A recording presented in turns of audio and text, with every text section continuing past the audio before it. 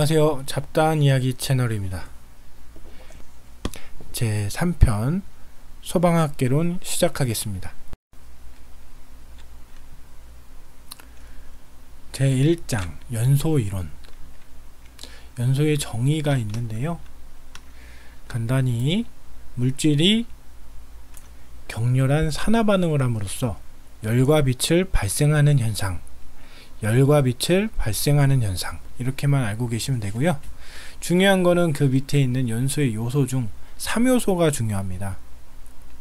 3요소는 가연성 물질, 산소, 점화에너지를 연소의 3요소라고 하고, 여기에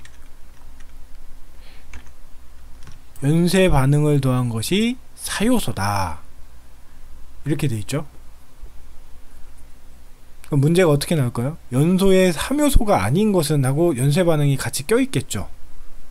이런 식으로 문제가 나올 겁니다. 나온 적도 있고 안 나올 수도 있어요. 연소의 3요소는 가연성 물질, 산소, 점화에너지다. 앞자만 줄여서 가산점, 누구에게 가산점을 준다, 이런 식으로 그냥 외우시면 돼요. 가산점, 연소의 3요소는 가산점이다, 이렇게 보시면 되고요. 그 다음에 가연성 물질의 구비 조건, 이게 중요해요. 가연성 물질의 구비 조건 다 보면은 여기 밑에도 있는데요. 밑에까지 내리겠습니다. 한 번에 보게. 가연성 물질의 구비 조건 보시면은 산소와 친화력이 크다, 활성화 에너지가 작다, 열 전도율이 작다, 연소열이 크다, 비표 면적이 크다, 건조도가 높다. 보시면은 다 크거나 높아요. 근데 두 가지가 작죠? 그 두 가지를 외우면 됩니다. 그 두 가지가 바로 활성화 에너지, 열 전도율. 활성화 에너지가 작고 열 전도율이 작아요. 문제가 이런 식으로 나와요. 가연성 물질의 구비 조건이 아닌 것은, 그래서 활성화 에너지가 크다, 아니면 열 전도율이 크다, 이런 식으로 나옵니다. 그러니까 이 두 가지만 외우면 나머지는 다 큰 거니까 알기 쉽겠죠? 열 전도율과 활성화 에너지는 작다, 이 두 가지만 알고 계시면 될 것 같아요. 나머지는 다 높아요.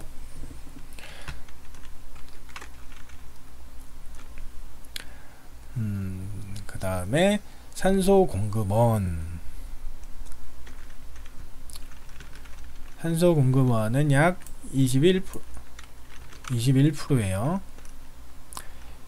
근데 보시면은 이게 중요한 건 아니고요. 공기 중의 산소는 약 20의 볼륨프로다, 이렇게 보시면 될 것 같고요.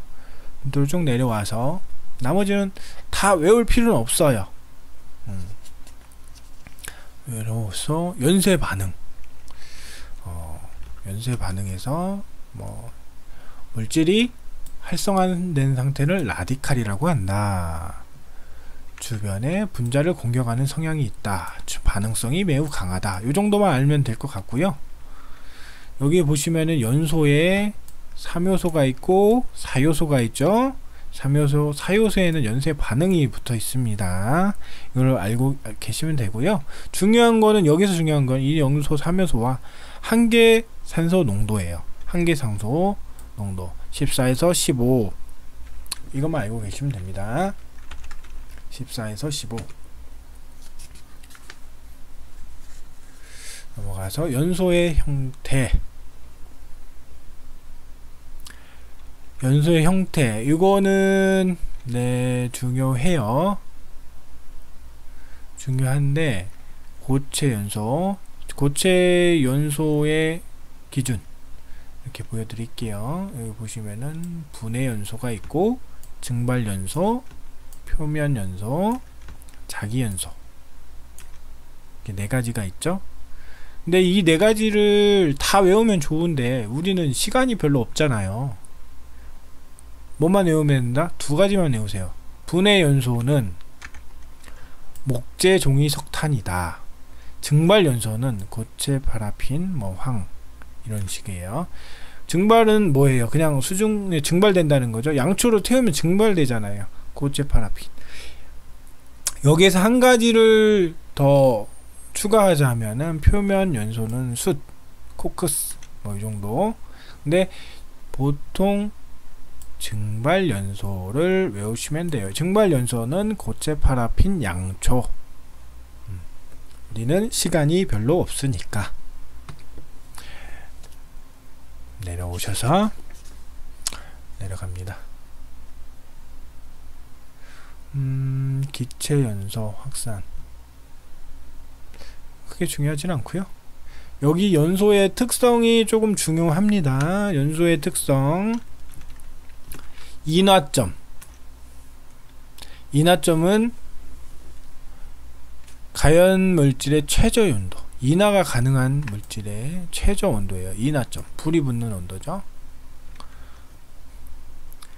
이거의 정의만 알고 계시면 돼요. 그 다음 연소점. 연소점이 나올 확률이 굉장히 높아요. 높습니다. 인화점은 여기 인화점도 같이 설명이 되어 있죠. 점화 에너지에 의해 화염이 발생하기 시작하는 온도이고, 연소점은 발생한 화염이 꺼지지 않고 지속되는 온도이다. 꺼지지 않고 지속돼. 그냥 점화 에너지를 제거를 해도 5초 이상, 몇 초요? 5초. 5초 이상 연소 상태가 유지되는 온도다. 연소점. 인화점은 불이 붙기 시작하는 온도고, 그 불을 없애버렸는데 5초 이상 계속 타면은 그게 연소점인 거예요. 연소점. 발화점. 발화점 한번 보시면 되고요. 착화되는 최저 온도 보시면 되고요. 넘어가겠습니다. 화재 이론. 화재 이론에서 화재 분류, 여기 보시면은 K급까지 있죠. 여기서 가야겠네요. 이거는 무조건 한 문제 나옵니다. 화재 분류 별표. 화재 분류 A급 화재, 일반 화재예요. 주변에 있는 뭐 종이, 나무 이런 것들이 불이 나면 다 A급 화재예요. A급 화재에 종이, 나무. 이건 뭘로 끌까요? 물로 끕니다. 물로. 냉각 소화라 그러죠. 물로 꺼요. 여기 보시면은 다량의 물 또는 수용액으로 소화할 수 있다. 여기에서 일반 화재에서 중요한 거는 연소 후 재를 남긴다. 연소 후 재를 남긴다. 문제가 이렇게 나와요. 연소 후 재를 남기는 화재는 무엇인가? 일반 화재죠. A급 화재. 그게 아니면은 이렇게 나옵니다. B급 유류 화재. 이게 더 중요합니다. 사실 B급 화재. 상온의 액체 상태에서 존재하는 유류가 가연물이 되는 화재. 여기는 아까 A급 화재는 연소 후 재를 남겼죠? 연소 후 재를 남겼죠? 그런데 유류 화재는 연소 재를 남기지 않아요. 재를 남기지 않는다. 근데 여기에서 중요한 거는 소화를 위해서는, 아까 여기서는 냉각 소화죠. 물을 뿌렸잖아요. 근데 기름은 물보다 가볍기 때문에 물을 뿌리면 물이 밑으로 내려가잖아요. 그래서 안 꺼져요. 그래서 포소화, 포 등을 이용한 질식 소화를 한다. 포가 여기서 여러분들 쓰시는 폼 클렌징 있죠. 폼 거품이에요. 폼인데 포 소화, 폼 클렌징이에요. 거품으로 끄는 거예요. 그러니까 기름에 불이 붙으면 거품으로 끄는 겁니다. 이게 중요한 거예요. 이게 시험 문제에 나왔어요. 많이 나옵니다. 전기화재, 전기화재. 이 C급 화재는 전기화재. 물을 쓰면은 감점의 위험이 있다. 보통 그래서 전기화재는 이산화탄소로 소화를 합니다. 근데 이산화탄소가 이 C급 화재 문제도 이렇게 나와요. 이산화탄소 소화의 단점은 뭐 이런 식으로 나와요. 장점, 장단점 뭐 이런 식으로 나오는데요. 그건 나중에 뒤에 가서 배울 거예요. 그러니까 그게 나오면 이산화탄소는 뭐 소음이 적다 이런 식으로 나오는데 소음이 큽니다. 동상의 위험이 있고 사람이 질식할 수도 있어요. 그래서 크게는 안 쓰는데 이따가 뒤에서 나옵니다. 금속 화재, D급 화재, 주방 화재, K급 화재. 이거는 5가지인데 5가지를 외우셔야 돼요. 5가지를 외우는데 보통 나는 이거 5가지 너무 다 외우기 싫다. 그러면 유류화재 하나 정도. 아니면은 1, 2, 3번 C급까지 A, B, C는 외우셔야 돼요. A, B, C. A. 재를 남긴다. 일반화재다. 우리 주변에 종이나 나무다. B. 유류화재인데 재를 남기지 않지만 소화를 위해서는 포를 쓴다. 질식소화다. C. 전기화재인데 이거는 물을 쓰면 안 된다. 감전의 위험에 있고. 이렇게 3가지는 외우시면 됩니다. 제가 중요하다고 했죠? 문제 나오니까 중요하다고 말씀드리는 거예요. 여기에서 보시면은 화재 양상인데 이것도 눈여겨 보셔야 돼요. 목조는 온도가 굉장히 높고 빨리 꺼져요. 시간이 온도와 시간이죠. 온도가 굉장히 높고 빨리 꺼지고, 내화조는 온도가 그것보다는 좀 낮지만 길게 가죠. 그래서 목조는 고온 단기형이다 이렇게 해요. 고온 단기, 높고 빨리 꺼지고. 그 다음에 내화조는 저온 장기라 그래요. 저온 장기, 뭐 거의 한 2-3시간 동안 그 이상 갈 수도 있어요. 이렇게 보시면 되고요. 이거는 이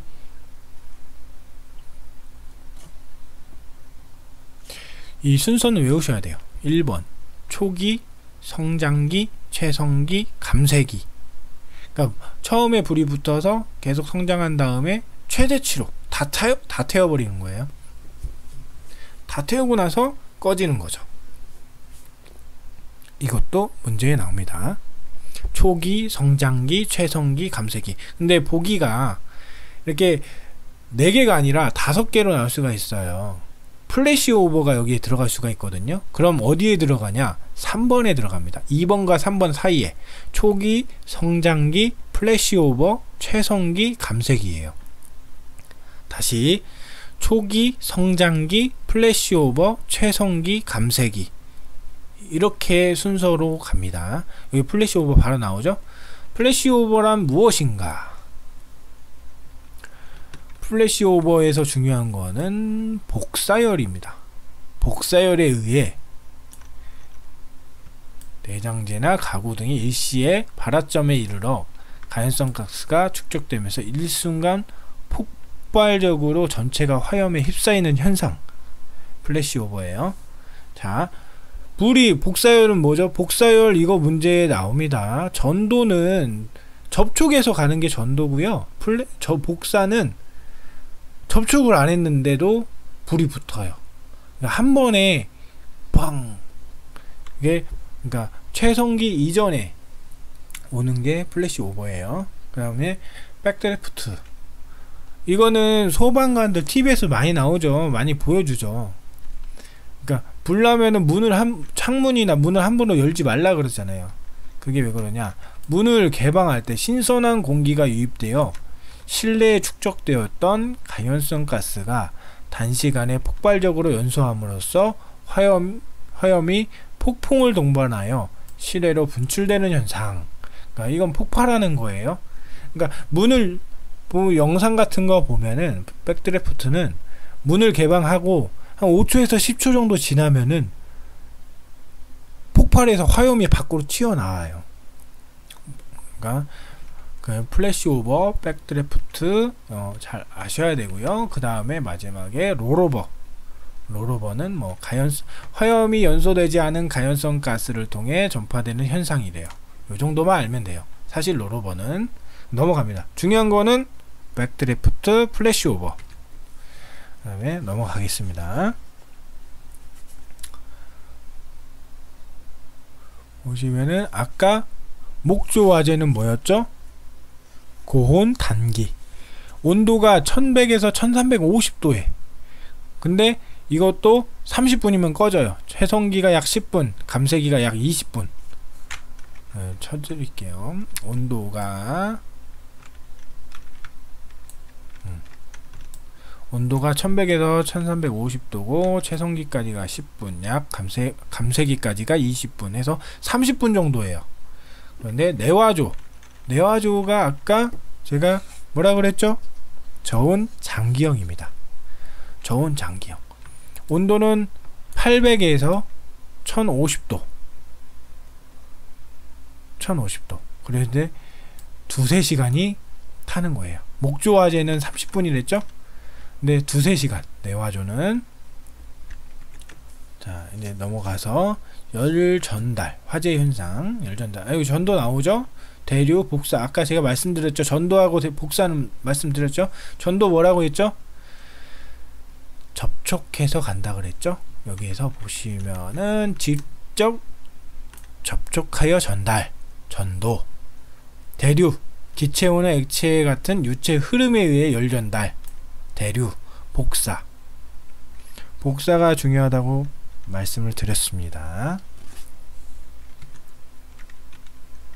복사. 화재 시 열의 이동이 가장 크게 작용하는 열 이동 방식으로 모든 물체의 열 온도 때문에 열 에너지의 파장으로 형태가 지속되며 방사한다. 이렇게 나오죠. 그 에너지를 열복사라고 한다. 이게 시험 문제 복사열이 나오는 가능성이 있습니다. 넘어가겠습니다. 저변 비화 한 번쯤 읽어보시면 될 것 같고요. 우리는 시간이 없으니까 넘어가야 돼요. 연기의 확산, 확산 속도. 이거는 외우셔야 됩니다. 나 머리 아파 해도 외우셔야 돼요. 수평 방향으로는 0.5에서 1m/s. 인간의 보행 속도 1에서 1.2m. 다음에 수직 방향으로는 2에서 3이고요. 농연, 연기가 짙은 경우에는 3에서 5. 3에서 5는 또 하나가 있어요. 뒤에서 나올 텐데 제트팬이 설치된 뭐 터널, 여기도 3에서 5m/s예요. 그리고 지하는 1m/s. 다시 수평 방향은 0.5에서 1m. 우리 사람보다 느려요. 연기가. 사람은 1에서 1.2m예요. 이거는 근데 수평이에요. 수평이 0.5고 수직은 2에서 3m. 농연이면 3에서 5m. 이렇게 보시면 되고요. 여기 와서 평균, 여기는 플래시 오버. 이전에는 0.5고요. 이후에는 0.75예요. 플래시 오버 이전에는 0.5, 이후에는 0.75 이렇게 하시면 되고요. 여기 보시면은 지하죠? 지하 1m. 다음에 뭐 여기 제트팬이 설치된 긴 터널 있죠? 3에서 5m. 3에서 5m는 여기 농연하고 똑같죠? 농연하고 이거는 외우셔야 돼요. 무조건 외우셔야 돼요. 다시 수평 0.5에서 1m, 수직 2, 3m, 농연이나 제트팬 터널 3에서 5m, 인간은 1에서 1.2m 이렇게 보시면 됩니다. 제3장 소화이론 갈게요. 제거 소화, 가연물 제거하는 거, 질식 소화, 산소 공급을 차단하는 거. 그 다음에 냉각 소화, 열을 빼앗는 거, 억제 소화, 라디칼을 제거하는 거. 뭐 이런 식으로 보시면 되고, 소화작용에 따른 분류 크게 중요한 게 없습니다. 화학적 작용에 의한 소화, 요 정도. 라디칼의 생성을 억제한다. 하온유에 의한 소화가 여기에 해당된다. 이게 하온유가 나중에 뒤에서 배울 텐데 소화기에 나중에 나옵니다. 이거 나중에 뒤에서 말씀드릴게요. 여기까지는 뭐 중요하진 않아요.